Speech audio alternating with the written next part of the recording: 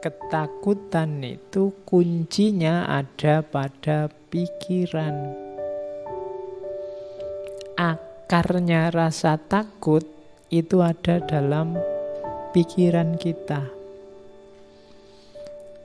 Jadi takut itu kan ketika ada sesuatu yang kamu pastikan dia membahayakanmu, sehingga harus kamu hindari jauh-jauh.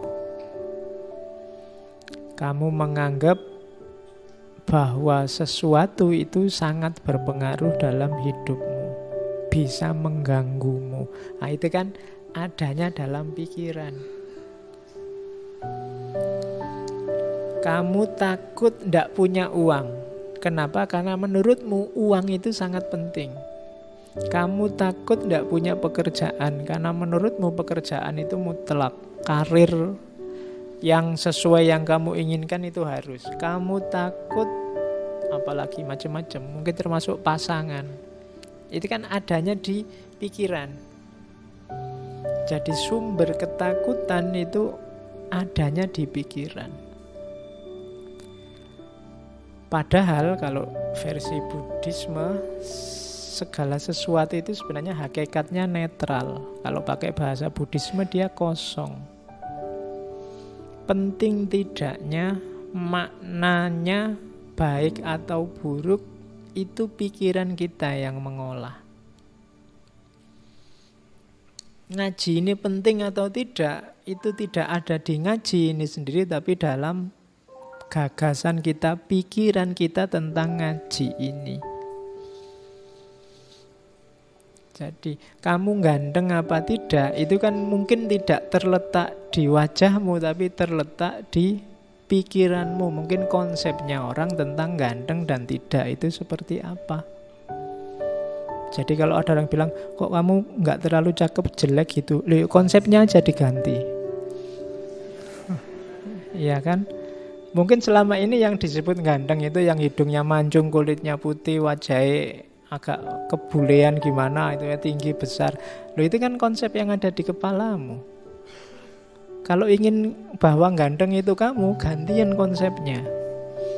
Itu kan konsepnya Bapak. Kalau menurut saya ganteng itu yang kecil, pesek, kemudian rambutnya keriting, ya kan adanya di pikiran. Cantik juga begitu. Menyenangkan atau tidak juga begitu, bahkan penting atau tidak juga begitu. Kuncinya di pikiran, termasuk ketakutan. Gitu loh. Hujan itu cuma air. Dia jadi membahayakan atau tidak, itu ya konstruksi berpikirmu yang menanggapi hujan. Tsunami ya tsunami aja, dia peristiwa alam. Kamu tanggapi dia jadi azab, apa dia itu adalah ujian, apa dia itu. Loh, itu kan pikiranmu yang menanggapi, yang membaca, yang membunyikan.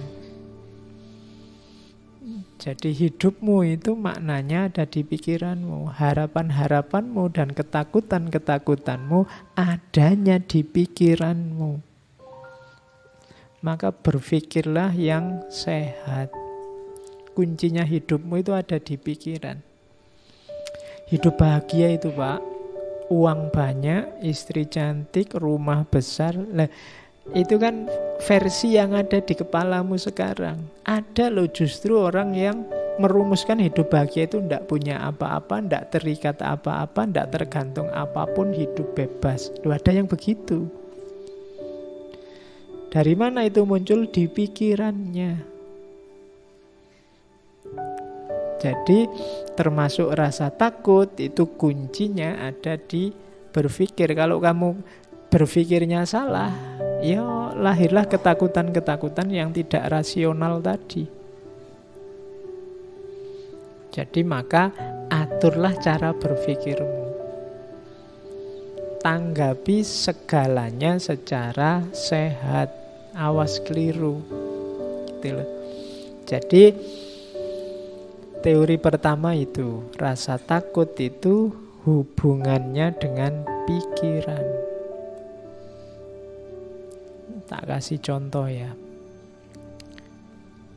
Ada kisah terkenal sekali kalau di barat, namanya kisah katak kecil, Little Frog. Ini biasanya diceritakan ke anak-anak TK. Kalian tak anggap TK dulu sementara. Jadi satu ketika ada rombongan katak kecil. Hari ini kan populer sekali cebong itu ya. Cuma tadi mau tak tulis kisah cebong itu nanti tersinggung kalian. Oke, yo ini kakaknya cebong lah, Percil. Ya. Jadi nanti kalau ada yang ngomong kalian kamu cebong ya, oh enggak, naik kelas sedikit sekarang jadi Percil.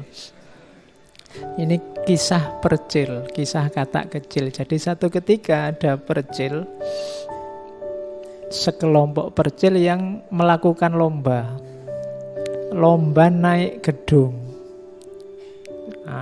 Terus karena ini unik, ada Percil yang naik gedung, terus penontonnya banyak, ingin ngerti nanti juaranya siapa. Nah, waktu hari H yang nonton banyak, supporternya banyak, teriak-teriak. Terus dimulailah lomba itu.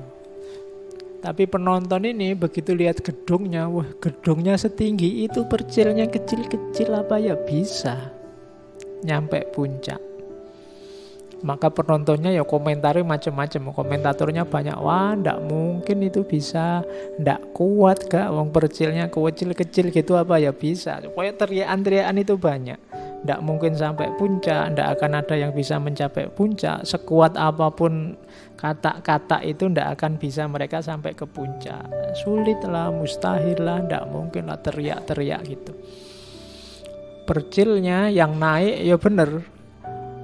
Akhirnya ada yang jatuh satu demi satu, ndak kuat. Satu demi satu, ndak kuat.